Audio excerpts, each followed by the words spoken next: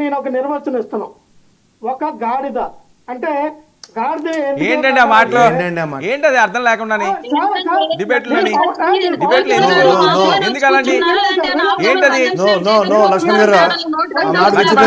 లక్ష్మణ్ ఏంటది ఎందుకు రెచ్చగొట్టే వ్యాఖ్యలు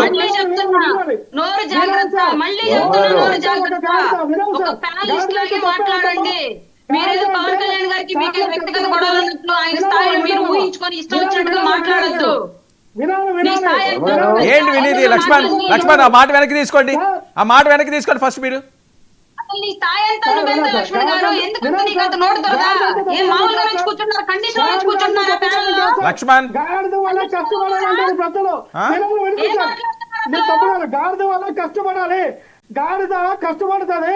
యాజమాన్యం చెప్పినట్టుగా ఎంత బరువు అయినా మోస్తుంది తన కష్టంతో. లక్ష్మణ్